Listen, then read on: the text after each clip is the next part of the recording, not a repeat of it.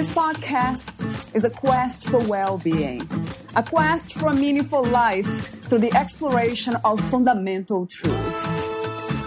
Enlightening ideas, insights on physical, mental, and spiritual health. The inspiration is love.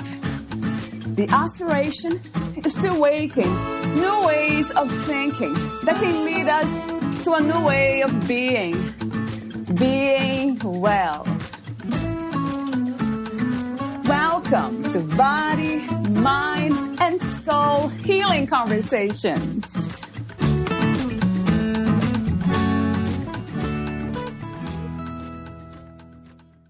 You cannot find what you already have.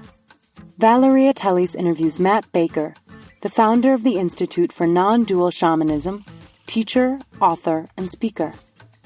Matt's main interest is in how non-dual insight can be combined with shamanic practice to better help people awaken to a deep, fundamental well-being, and in so doing, create more meaningful and joyful lives. Matt uses Zoom video chat platform to work one-on-one with people and in groups. He is the founder of the Institute for Nondual Shamanism. When time permits, Matt offers classes and private sessions. Matt was raised in Concord, Massachusetts, just a mile from Walden Pond.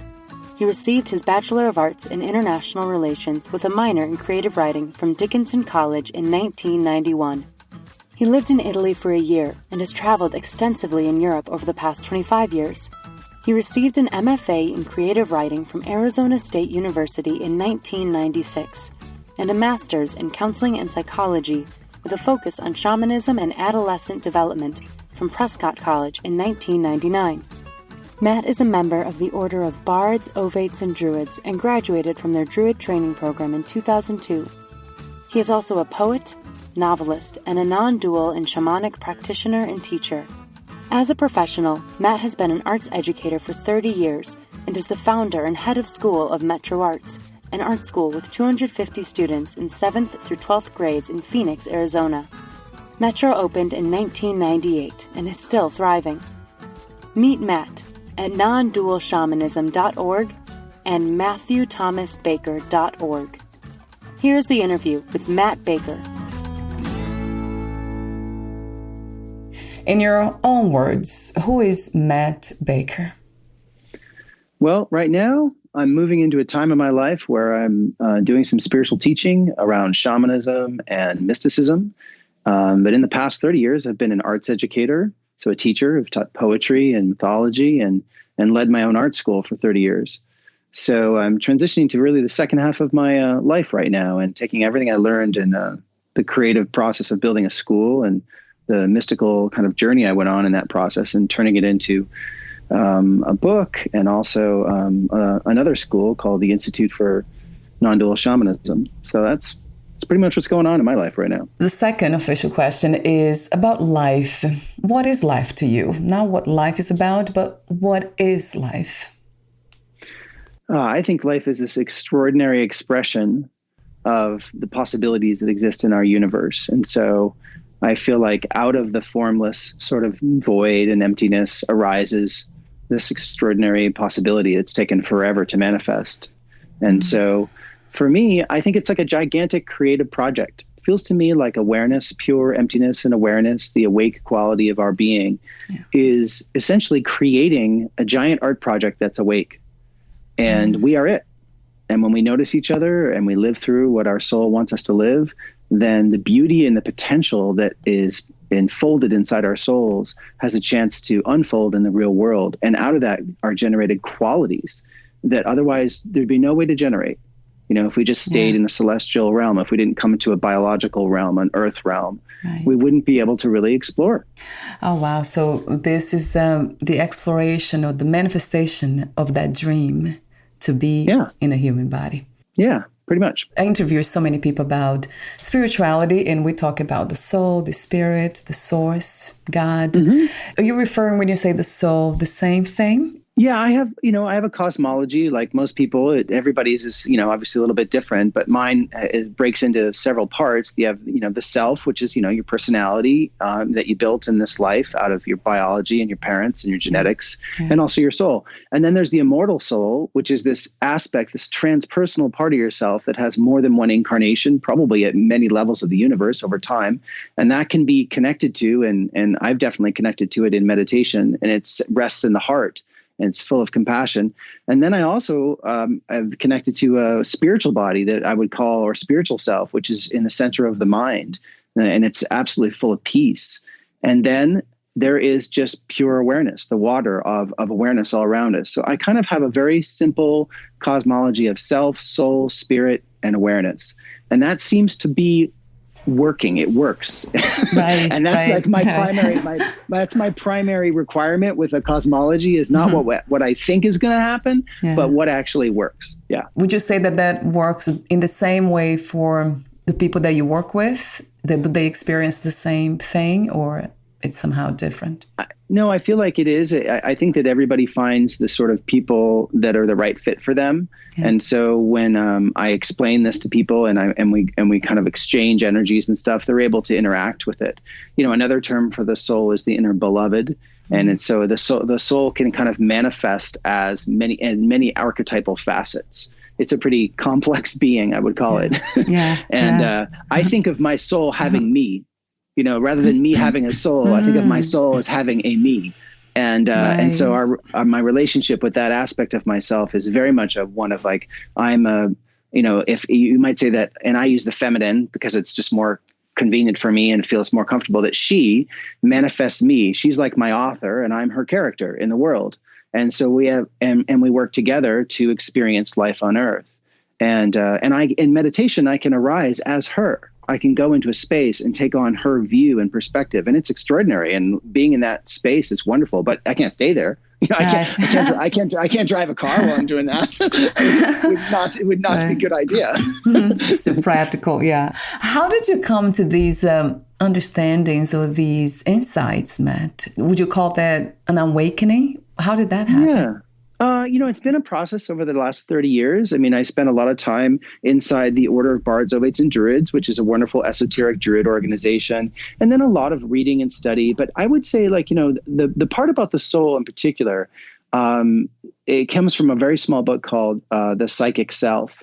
And in it, it's just posited and it's sort of explained, and it comes from a great spiritual teacher in India. And he was just kind of describing this immortal self. And as I was trying to figure out what was I discovering, what was I finding inside me, you know what I mean? And then he did a good, Sri Aurobindo, I think his name is, and he described it really well in this book. And I was like, wow, that's kind of what I got going on. Glad I'm not the only person who's figured that out. Yeah. And then as I started working in Tibetan Buddhism and doing meditations more deeply in Vajrayana Buddhism, they have a wonderful sort of perspective, which is that when you do meditations and you begin to sort of do the Vajrayana path, what you're really discovering is aspects of yourself. You start with my Yidam deity is White Tara, which is a particular sort of, bodhisattva deity. And as I discovered her inside my heart, I was like, oh, that's my soul. That's who I am. And she was like, yes, you're a part of me. And then inside of her is this incredible being, Chenzerig. And it's sort of like you discover these parts of yourself inside you in the meditation process. And so I just, bit by bit, cobbled it together and started to feel like, oh, I'm not the only one discovering these things. In fact, they're very well trod paths. And so I gave it a very simple set of terms so that I could understand it, a Westerner could understand it. And and that's been helpful all these years. How does non-duality or the non-duality concept fit into the soul's journey and patterns and all these lifetimes, because that we're talking about multiplicity and division, separation? Yeah, so it's not that complicated. The idea is that and this idea really comes from the integral philosopher Ken Wilber and where he got it from, which is the idea is that look, all of these aspects of being, from myself to my soul to my spiritual body, are all like waves. And they all are like standing waves. They're expressions of the great multiplicity of the universe. But the water is the same.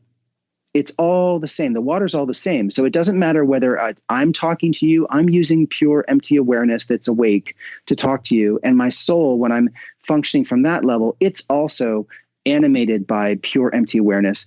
And the thing is so is all matter. You know, in my own spiritual awakening, the thing that radically happened to me is as I began to awaken, and there was a particular day where I read these pointing out instructions by Ken Wilber in The Eye of Spirit, his book, and something just happened, and all of a sudden I could feel the physical room looking at me, and I was like, oh, it's all awake, and I could hear the one singing behind the songs on the radio. So that's a little disconcerting, right? It's like, what's going on? So it took about a month and a half to begin the process of reorienting myself. It's like waking up and realizing, oh, I'm not really alone. But the funny thing is, you don't disappear when that happens, because awareness has no problem with everything exactly as it is.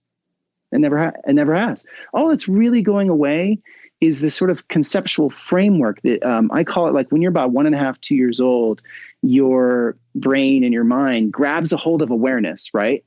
And it takes possession of it and makes it mine. I remember when this happened with my son, we used to just call him, he used to refer to himself in the third person at about 1.5 years old. He would just call himself the Nate. Right. Wow. And then, and at some point between 1.5 and 2, he no longer referred to himself as the Nate. He just became Nate. Yeah. So I think of it as undoing that, at a much higher developmental level as an adult. Probably shouldn't happen until your mid-20s or early 30s. You can see through that original conceptual framework or idea that allowed you to build a self, and then you can be aware of awareness again, and you can develop your capacity to be aware of awareness. And then that's it. Then there's no conflict. There's never been a conflict. Form is emptiness and emptiness is form. It's one of the Buddha's basic insights. And you don't have to really, people do have to work at it because they struggle against it with their minds and they struggle against it with their hearts. And all of that's part of the process too. But there is a way through a kind of communal conversation and back and forth between one person and another that you can slowly transform the perspective so that you don't feel like the goal here is not to annihilate the self. The goal here is to, if there is a goal, is to essentially sense through the permeable membrane of the self to pure awareness, and people then actualize and embody that awareness. It's quite beautiful. And then the body mind changes, the heart changes, attachment changes. All our attachments are based on the belief in separation. So imagine what happens to your heart when you see through that or you feel through that. And now you're like, oh, I don't need you. I am you. Things change a little bit, as you'd imagine. But that doesn't happen overnight. It's not a panacea that suddenly you take a pill and it's over. It's like, this awakening happened to me in 2000 and, I'm still living into it. And I will my whole life. That's an interesting idea, Matt, that we have to work on that. It doesn't kind of make sense to me because everything is like, right?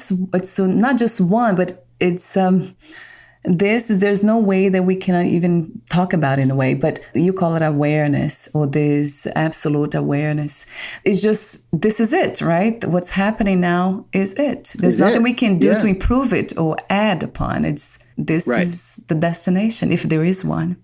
Right. So in Buddhism, there's this thing called the two truths. Okay. And the two truths, the first truth is exactly what you just said, is that everything is exactly as it is.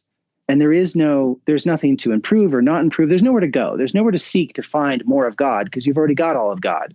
And in fact, it's the act of seeking that makes it so that you can't see what's right in front of you and always has been you. So the second truth is that inside that reality, there's a subset reality. And that subset reality is a manifestation of the first reality of the absolute. And in the subset reality, stuff is happening. Things are evolving and things are devolving. Things grow and die and all this kind of stuff. And so the idea in Buddhism, in Vajrayana Buddhism, is to embrace the two truths because they are in fact one truth. There is no conflict between the fact that everything is actually here exactly as it is, and we are also in the process of making it more beautiful. There is no conflict there. That is literally what's happening. So Yeah. So you're right. But when you say it, many people, when they first describe this, they're like, oh, well, then there's nothing to do, and be like, oh, wait a minute. So if there's nothing to do, is nothing really happening here? It's like, no, doing nothing is no different than doing something. So it's just the way it is. So what happens is form and emptiness are in the process of, they are the same thing. And there's an unfolding going on. And in that unfolding, this beautiful evolutionary unfolding that's taking place, we have the opportunity to engage with the transformational process that allows us to embody more of the capacity to see and sense awareness. That's all there is to it. Now, it doesn't change awareness one whit. It's already here 100%. But your body mind, it's just like muscles. Like, you spent your whole life, doing all that incredible working out and stuff. And it's like, well, look, you didn't have any more awareness at the end of that than you did at the beginning. But the capacity to be aware of it, to transmit various states of consciousness, to be able, all those things come along with it. And so there is work to do. My main teacher in Tibetan Buddhism is Gurchen Rinpoche. And he had this really interesting statement. He said, look, the line between being awakened and unawakened is a razor thin line. And the ease of moving over it is instantaneous. You can move over to an awakened state and right back into dualism in a moment. And that in and of itself is not a problem. But we, in our practice, are attempting to work on the capacity to be able to fluidly go back and forth, and then more often embody being in that state where we're actually fully aware that we're fully aware and awake. In other words, we become more aware of awareness.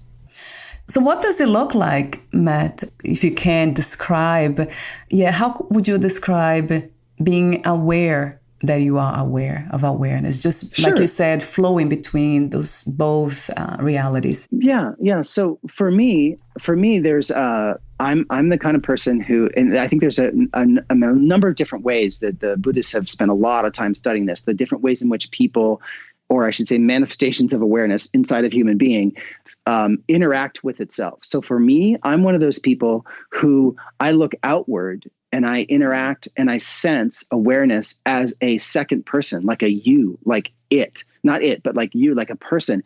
And as soon as I sense its presence, my heart chakra just boom opens, my throat chakra boom opens, and my stomach pulls in, and I'm suddenly in this incredible state of just like subtle alignment. And then it's like a game of peekaboo. And then my mind looks away. My mind looks away again, and then I look back at it, and there it is again. And the more I do that, the more I habituated myself and continue to this sense of being aware of it all the time. Now, the more you do something, the more you pay attention to something, the more it goes into your subconscious, the more you're awake to its idea. So it's like if you develop the capacity to listen for certain kinds of sounds because you're a musician, then you'll always be listening for them. So I'm always listening for awareness. Now, I think of consciousness as like a lens on a camera. At different times, I'm focused in on my dog that I have to feed. And other times I'm focused in on driving. Other times I'm focused in on awareness. Other times, but the awareness is always there to be recognized. It's never not there. But it also has no problem with me looking away. It's not like it's possessive. It is me.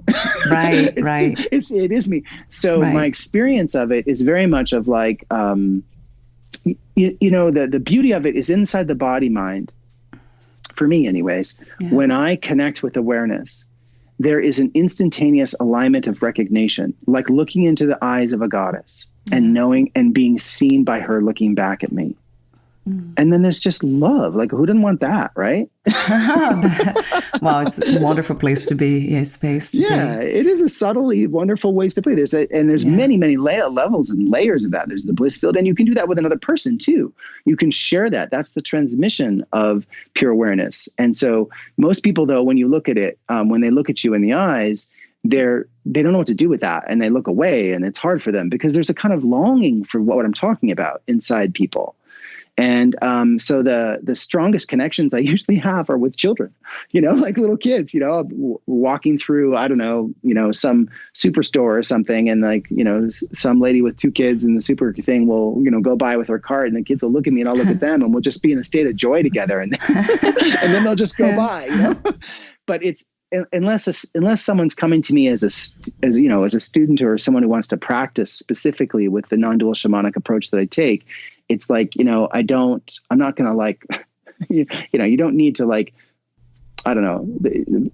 People are ready when they're ready. Let's put it that way for that kind of transmission, That's one of the questions I often ask, like what makes somebody ready? Most of us will never get there or recognize the awareness you're speaking of. So do you wonder sometimes what happens there? How come some of us are able to recognize that and some of us don't? Well, my hunch is that, humanities are just a really ginormous, interesting project that awareness is engaged in. Yeah. And so like, so that our souls, some of us have spent, probably other incarnations. Our soul have had other incarnations where we've had opportunities to awaken, and that could have happened through anything. It could have happened through, studying a monastery. It could have happened through taking some kind of, dangerous poison that you took one time, or, all kinds of possibilities. Or it could just be like you were a sailor and you were out, on the sea, and you just got completely habituated to the open spaciousness of pure awareness. Who knows why a particular incarnation has it? There's probably something, there might be something genetic associated with it. All I know is that the way I look at it is this, a way to understand it is simple. It's like, think about it this way. There's some people that come onto the planet, they have an incarnation, and they're incredibly good at math, right? And there's some people that are incredibly good at, science and music and running. And it's like, all of that is part of humanity. And so if there's some people, and there are more people today than maybe ever before, who are ripe, like in Tibetan Buddhism, it's like people being ripe for having an awakening experience, then that's just the way it is. And just like someone making a scientific breakthrough and then other people contributing to the math that goes with that, and it's just another area of humanity. It's a spiritual line of development. And those of us who are engaged with this area, we're working to help humanity, the collective soul of humanity, to awaken and develop to the capacity to be able to see through separation. And that has huge implications down the line, just like math does, and it's like, we want all of it. We want the calculus, and we also want the practices that allow people to awaken from their sense of being alienated from the divine presence. Because there's a lot of suffering associated with that, Yeah. So, we just do, I think it's the same reason any other set of circumstances are arising inside humanity, because we are evolving, Yeah, that makes sense to me, Matt. Yeah. So, because there's just awareness happening here anyway. So there's nothing that has been lost in the first place. We are not trying to make the world a better place, although we are. It seems like we are. Yeah, since we are here anyway. Yeah, why not? Right, since we're here anyways, we might as well, right? True. Better than making it a worse place. Would you go as far as calling this reality, what's happening now, a dream? Oh, yeah. This is a good question, because people get really confused about this. People often talk about like, it's like everything's an illusion, everything's a dream. And it's like, okay, well, let's be clear here. Okay, this is sort of a misunderstanding when things come from the east to the west. Okay, life is not a dream like a dream you have at night. And neither is it an illusion. Like, okay, when you hit a table with your head, it hurts. Okay, so the physical world exists. It's made of energy like anything else. What they're talking about when they say that all of life is an illusion is the idea that you have a conceptual concept inside your mind that sort of pre-decides how you're going to perceive reality. And that conceptual idea is incomplete. Okay, it's missing pieces. And so much like a dream, you know how when you wake up from a dream in the morning and you go, oh my gosh, thank gosh, that was a dream. Yeah, right. That's what they're talking about. It's the same thing. It's what I call the Santa Claus effect. When people were kids, let's say in the West, and you got the Santa Claus thing, at some point when you're a little kid, you go, how does Santa Claus get everywhere? Yeah. How how does Santa Claus get down the chimney? All the, so like at some point your mind goes from what's called magical, mythical thinking, where you don't question that at all. You're just like, yeah, man, Santa can do whatever. Right. And at some point you start, your little kid mind, you're about 7 or 8 years old, 9 years old, starts to struggle with, wow, is that possible? And then you start making excuses for Santa. Right. Yeah. And you're like, well, maybe he has a key. And it's like, that's a lot of keys, man. And it's like, maybe he has a magic key. Okay. Well, this is the same thing. Okay. So later on in life, you go rational and you start to see everything rationally, and you develop a rational, individualistic ego and everything. And you believe in it, just like you believe in Santa. And then at some point, if it's part of your karma, then something happens and you begin to see through the illusion or the dream that you are a separate ego that has your own little piece of awareness that belongs to you, and nobody else can touch it. Now think about how irrational that is for a second. How could you and I even talk if we weren't actually using this same medium? The medium is consciousness. It's awareness. It has to be 100% present and pervasive in all things for you and I to even exist in the same universe. So you break through what I call the second Santa Claus effect. And that's what they mean by, life is a dream. Well, it's a dream as if you see it primarily from a rational, separate perspective. And it's like, and there are lots of powers from that perspective. Don't get me wrong. I'm not bad-mouthing being rational. It's way better than actually just thinking magically and thinking that everything's just going to work out, right? But the breakthrough is then to like, oh, I see. I'm actually one with everything. This table is awake and it's shining, and this dog and me are one. I don't lose myself. I don't lose my rational self when that happens, because my rational self is no less or more important than the candle in front of me that's that's flaming. So that's misunderstood by people. They go, oh, all life is a dream. Like I'm going to be able to take my hand and put it through a wall. It's like, no, you're not, man. It's just misunderstood. So if people can kind of get their head around like, oh, really, it's just like waking up from a dream when you wake up from your sense of separation and you go, oh, I see. I was never really completely separate. Wow. That awesome. Right? Oh, I see. Awesome is that? Right. That's interesting the way you say that.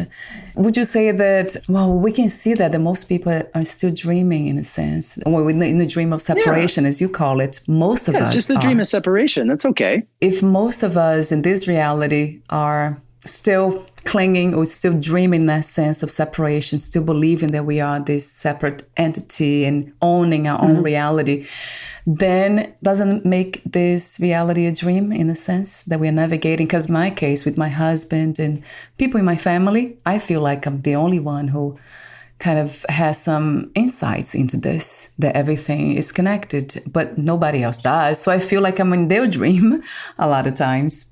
Right. But think about, let's go back to it's the same thing. Let's say yes, and there's nothing wrong with that. And at the same time, let's imagine again that, like, for instance, instead you were just unbelievably good at math. Okay. And nobody understood your math. You're like Einstein, right? Nobody understands your math. Nobody in your family understands your math. It doesn't change how you feel about them. You love them. It's like, so right. You're not going to be able to have a math thing with them. So what? Yes. Right. So it's like, so the people around you, it doesn't change. I mean, at first it seems lonely and you want to connect with people and you want to share it. And you'd be like, look, Santa Claus isn't real. What do you know? Yeah. And you're like, we're all dreaming. And then people look at you like, yeah, right. You're all dreaming. And it's like, so, and at some point though, you start to realize that okay, the whole thing is awareness, and it's not, it has no problem with any of the way it is, including you being frustrated with the fact that nobody else seems to know what you're talking about. Right. True. So it's yeah, true. Is everybody kind of dreaming? Yeah, every mind is creating and constructing its own reality all the time. But that doesn't mean there isn't a physical reality out there. I mean, let's be clear. A dream is a mental construct that we lay over the objects that exist. So there's matter and there's energy, and it's constantly going back and forth. We now know from the physicists, it's all waves and particles all at the same time. But that doesn't mean it doesn't have solidity or realness.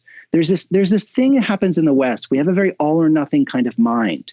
There's something's real or it's a dream. And it's like, what I would like to posit is the idea that realness is like a spectrum. Okay. And you've got from 0 to 10. Okay. And so 10 is the most real. So the table for you and me, the table is a 10. Because if you smack your head against it, it's going to hurt, right? Yeah, right. and your identity is probably like, compared to a table, your identity is pretty dang flexible. So let's say it's like, a 6 or a 7, and you have a dream at night and it's like a 3. Okay. So it's all over the place. So rather than it being like, oh, it's all a dream or it's all real and we're all going to fight with each other, but I just think, no. Look, it's not like these things that happen inside us. These dreams that we have, these imaginations and these emotions and these thoughts. It's not that they're not real. They're just not as, quote, real as the table. If you're going to measure the table as the most real thing, right? So you got to, not only can you create a spectrum of realness is what I call it, and I talk about this in my book, you then get to determine what's the context of your spectrum. For me, you and me talking, it's about a 9 out of 10. It feels pretty dang real. Yeah. Right? Yeah, it does very much. And my dreams at night, they're probably about a 4 or 5. And when I go into the inner world and I communicate with a divine being, it feels pretty dang real. It feels like, about an 8 or a 9. It's not the same as a table. Yeah. Right. But when I come back from that state of consciousness, I'm like, whoa, dude, I've been somewhere else. Yeah. You know what I mean? Right. So just because it is a classic sort of, Harry Potter here, as Dumbledore says, just because it's happening in your head, Harry, doesn't mean it's not real. So he's talking from that idea of the spectrum of realness. So here's another idea. And then when you die and you're no longer in the physical realm, right? Who's to say that when you go into the inner world permanently, that something else doesn't take up the space of a 10 on the spectrum because of whatever frequency you're then at? You know what I mean? It's like, if you leave behind your physical body and you're going in a light body and you go to another realm, like a Buddha realm or some whatever, realm you're going to, and then you're like there, and all of a sudden all that stuff feels really solid. You're like, oh, wow, man, Earth was a dream. Earth was just a dream. It wasn't real at all. This is the real, right? Right. Well, guess what? It's all made of the same water. Wow. And so it's all real. It's just a matter of where your body is at the time. Do you have a physical body? Do you have a light body? Do you have no body? Are you in the formless realm? Right. And then at some point, I would imagine, you just stop caring about whether it's real or not, and you just go with what is. That's what I love about it. Yeah. Get to that point where let's just go with what is. Yeah. Let's just go with what is and work with it. How do we master being at the realm we're in? It's if you suddenly put scuba gear on and you go underneath and you're in the ocean, you're not like, is this ocean real? Are these fish real? You're like, no, how do I freaking swim around with this tank on my back? Yeah, right? Very good point, Matt. Yeah, I love that perspective because that opens up to this more possibilities in the sense of healing and easing the suffering that we see around us. I mean, the more open, quote unquote, we are, the more insights we have into awareness, then the more we might be able to pass that on.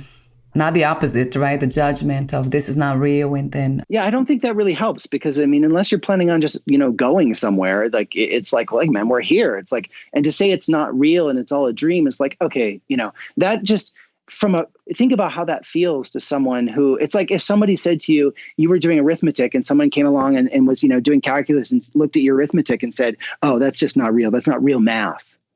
And you're struggling to memorize your times tables. It's like, look, it doesn't help. And there's a certain like chunk of what I would call the non-dual world that tries to sort of like utilize this, like the negative path of none of it's real, none of it's real, none of it's real. And it's like, okay, well, that's just one way of doing that. I've studied that as well. I was trained in all of that as well. And it's just one path to the non-dual. And for some minds, that's the road they need to go. But to then go out and project that out onto everybody else's mind is like saying, hey, my math is better than your math. It's the only math. Well, that sounds a lot like dogmatism, which you're welcome to have your mind do that. But I don't see that as particularly helpful for other people who don't access it that way. It wouldn't be helpful. That's true. I remember talking to my husband about it, and he really rejected the idea with a lot of negativity, actually. Right. Well, anything that's not life affirming, right? It's like, oh, well, it's not real. It's like, not only is that not accurate because it's all real and it's all not real all at once. And so then it's a matter of, oh, okay, well, then what does my real look like here? And the idea is to become from my perspective, the idea is to become a validation person where you're validating the reality that's arising in the now, which means there's nowhere to go. And yet There's all this work to do that spontaneously rises from your open heart. You don't have to want to relieve suffering once your heart begins to awaken. You just do the work. There's no explanation for that, except for that we're all just made of the same thing. And, when parts of us are suffering, the other part's like, oh man, my finger hurts. Oh, I should figure that out. Yeah. Yeah. Being present with what is present. Right. Yeah. And not trying to get somewhere. I love the way you say that all the time. No destination. There's nowhere to go anyway. So here is the place to be. Maybe because I have been studying that for a while now with some non-dual teachers like Robert Wolf. I'm not sure if you're familiar with his teachings in his last book. It's Emptiness. I interviewed him on that, and I'm reading the book still. It resonates that whatever it's in here, it resonates with it. Not that there is nothing out there, but it's a dream. But not in a way that communicating that with the intention of easing the suffering, that doesn't seem to be possible. It doesn't seem to be unless it arises naturally. The message. Right. The words that you choose matter. And my primary teacher was and is Peter Fenner. And he's a wonderful non-dual teacher. And he has he was trained as a Tibetan Buddhist monk for about 9 years and then went off into the West to teach all this stuff without all the religious constructs. And that was what he was called to do. And his work is really beautiful because it is really validating of existence. Because the whole point of the non-dual is there's nothing to escape. Like, so this, if there's a subtle sense of what I would call an unconscious subtle thing of like, hey, you don't get it. You're living in a dream. You should wake up. And it's like, yeah, okay, that's not a non-dual statement at all, because why would you need anybody to wake up? It is. Right. It either is or it isn't all one thing. And if it's all one thing, then your job is to be present and listen for what wants to unfold, like an artist doing a painting or a poet writing a poem. You listen for what wants to unfold between you and this other marvelous being that's in front of you. That's it. And it's like, and that's a creative process. The one thing we probably can agree on is that there's some kind of creative process taking place in the universe. And it's like, clearly it's not just, we're all not just a bunch of crystals hanging around in space doing nothing, something's happening. And so the creative instinct allows you to be present with pure awareness and see what wants to arise in that given moment. And if there's somebody who's coming to you because there's kind of like they're on the edge of some kind of awakening or anything, then it does become really careful. You have to be really careful what words you use. Because if you use a word like it's all an illusion, it's all a dream, and you don't qualify it carefully and say, okay, your conceptual framework for the way in which you perceive reality is in part dreamlike, and here's the thing, incomplete, not wrong. Because they're not wrong about the fact that if they step in front of a bus, they're going to get killed. So let's do that, because if the answer was wake up and I have unbelievable superpowers and I can like float through the walls, well, you show me someone who can do that and I'll be like, I'm wrong. Fine. Mine was incomplete. But the vast majority of the way in which most beings perceive the physical reality is 99% complete. I.e., they can get around, they can dress themselves, they can eat, they can work, they can do all these things that allow them to survive.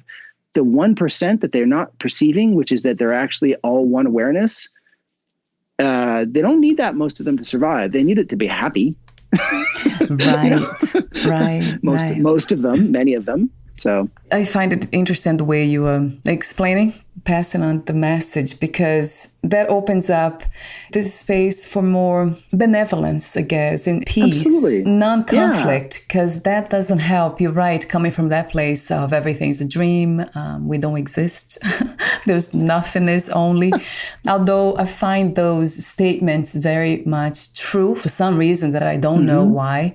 It has always kind of resonated. I don't know with what in me, in this, true that there is not even a creation, but just imagination here taking place. Yeah. And on the ultimate level, is there a divine mind dreaming everything into reality? Probably. But, it's not like I can sit down and have coffee with that dreamer. The entire freaking thing is the dream, right? And the other thing is that there are stages to the actual awakening process of becoming aware of awareness. Okay. And it's like, Peter Fenner has a wonderful book about this, and it's like a teaching manual for how to teach non-duality. And he says in the beginning, there's like these, because people have been charting this stuff in Tibetan Buddhism for a really long time. And it's like, there are stages in the beginning, and there's middle stages, and it goes on and on until finally, it's like anything where like if you're in position A, you don't realize there's awareness. And then there's position B, and you suddenly realize there's awareness, and they're kind of at odds with each other. And then eventually there's a C, which is a reconciliation and synthesis of the two realities into one reality. And you meet people who've awakened who are at different stages of that process, like any other developmental process. And the thing is that because we don't have like really clear instructions lying around everywhere, most people along the way feel like they're actually like wherever they're at is exactly is the ultimate answer. And it's like, well, actually, no, there's a process going on. And so the first time I really came across that was through Peter Fenner's work. And I can't remember the name of the book, but his first book is called Radiant Mind. And then he has another kind of teaching manual that there are pages that will literally describe like the phrases that will go through your mind as you're going through the different stages of how awakening to awareness percolates through like coffee, through your body mind. And the more you go along through the process, the less war is going on inside yourself about it all. Yeah. If that makes some sense. Yeah, that makes a lot of sense to me. Yeah. When we end conflict, right, within, and then, there's no conflict anywhere. So why would we try to make anything a better place? Like you said, everything just arises, whatever it's happening is just happening. And if we are present enough, then we just go with that. There's nothing else to do anyway. So we're almost at the end. Wow, we'll talk with you forever here. We'll just go on and on and on. I would never stop. But we're almost at the end. But talk to me for a moment before I ask you my final questions, Matt, about a new book that you're writing. The title you sent me is The Way of the Mystic Wizard. Yeah, because for me, what I was called to do was to bring together my background in shamanism and inner world dialogues with compassionate beings in the inner planes with non-duality and the awakened awareness of awareness. And in the West, these two things are kind of kept apart. They've it's not anybody's fault, but there's people who brought information over from the East, and they really focused on non-dual awakening, through the Zen traditions and, just different meditation traditions. But then there's also been this extraordinary rediscovery of our own sort of shamanic heritage and history. That's an explosion going on because shamanism is a direct revelation sort of approach to the spiritual, which is that everybody has the chance to connect with the inner world and their own soul and their own compassionate guides. And I found that in the West, in most Westerners, those two things are being kept apart.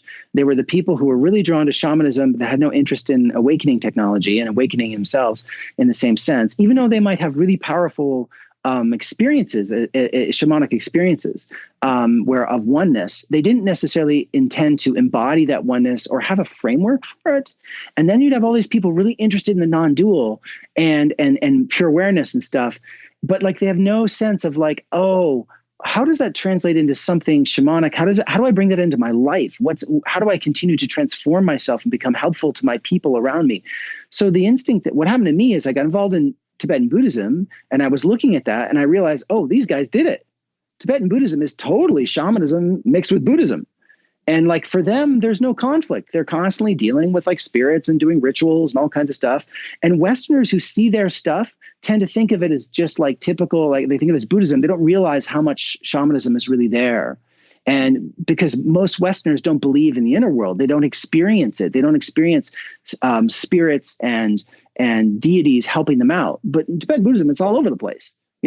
Now there's no confusion for the Tibetans. They're like, yes, there's all these beings, there's all these spirits. And yes, they all ultimately have the same awareness. Of course they do, but they're all real, just like you and I are real, and it's like, okay, so for them, there's no conflict there. So it just started to come together inside of me. And I was like, you know what, why don't I just take the non-dual traditions and bring them together with the shamanic traditions and try to offer that to people. And here's the interesting thing. This is what I found. the people that are most interested that are coming to me are people that are drawn to the non-dual traditions, have found them in the West, but then for some reason feel like there's something missing, something about embodiment that's missing, what's called the middle realms. It's like, okay, you have formlessness, right? And then you have form. And so most Westerners think of, there's just those two categories. Remember, Westerners are kind of all or nothing thinking, is black and white. So you have formlessness where there's nothing and it's the pure awakened, radiant, whatever. And then you have us. And what they miss is this whole middle realm, which we used to have, by the way, in the West. It was like filled with angels and all these other beings and blah, blah, blah, blah, blah. And before Christianity, it was filled with all the local spirits of like the land and the local deities. It's all still there, folks. Just because we decided not to pay attention to it doesn't mean it went away.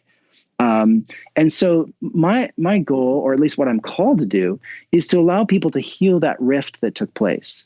Where it's like, oh, you live in Flatland, you live in the scientific, materialistic world where there's just us and then there's pure empty spirit.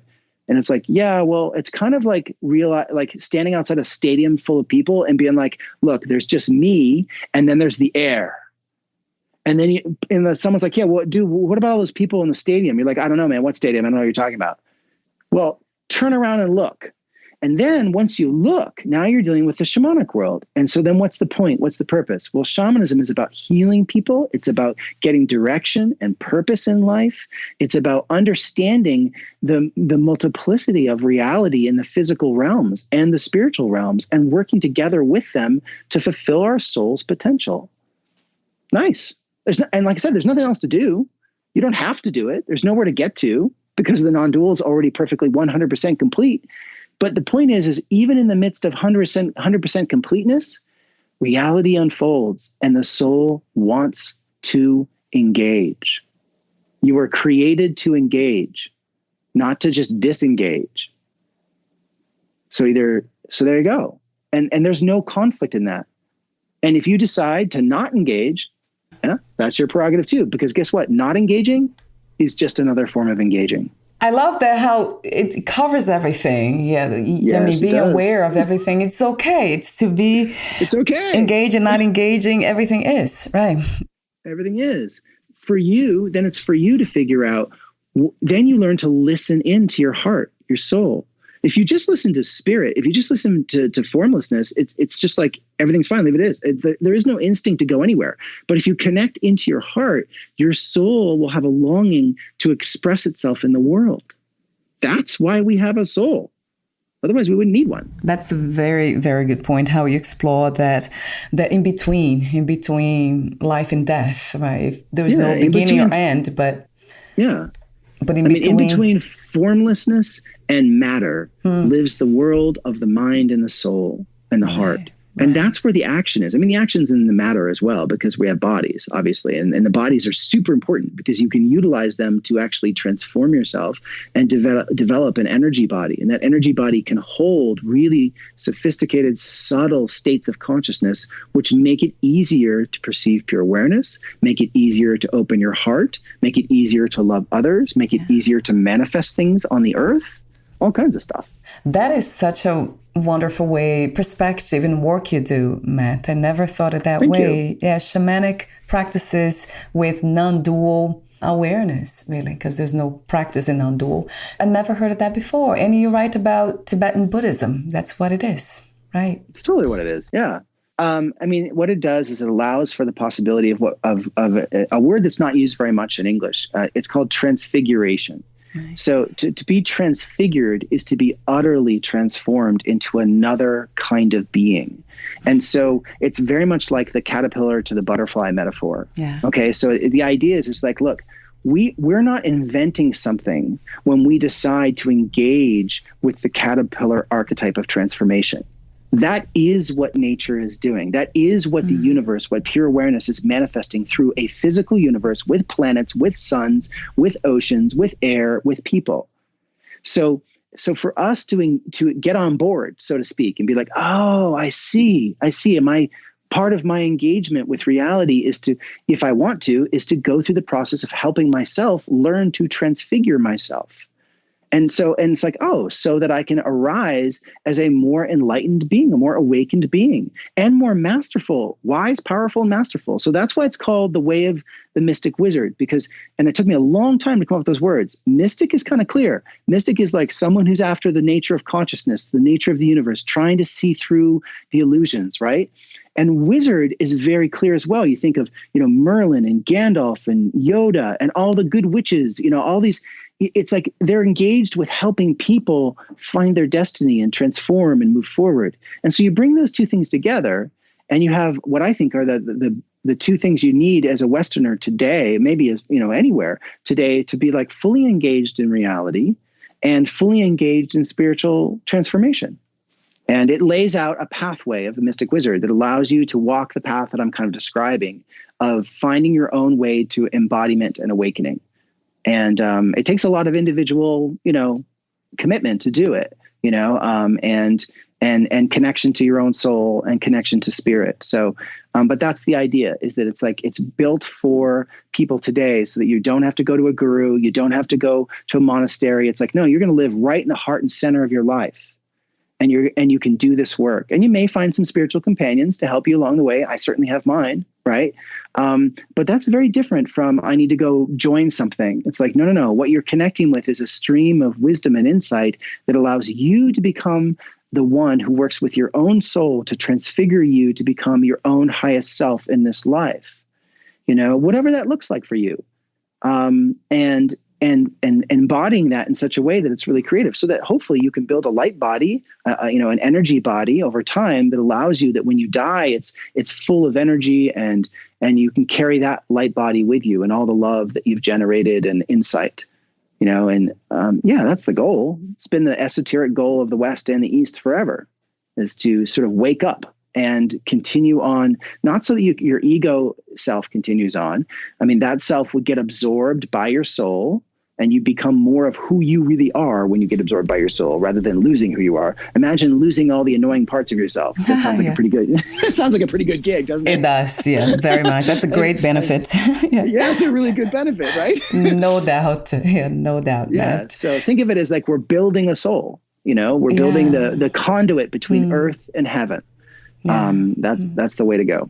Thank you so much, Matt, for your work, the way you present, you express yourself in this reality, and try guiding others to get there too, in the sense of love, the space of love. It's unconditional love, I call it.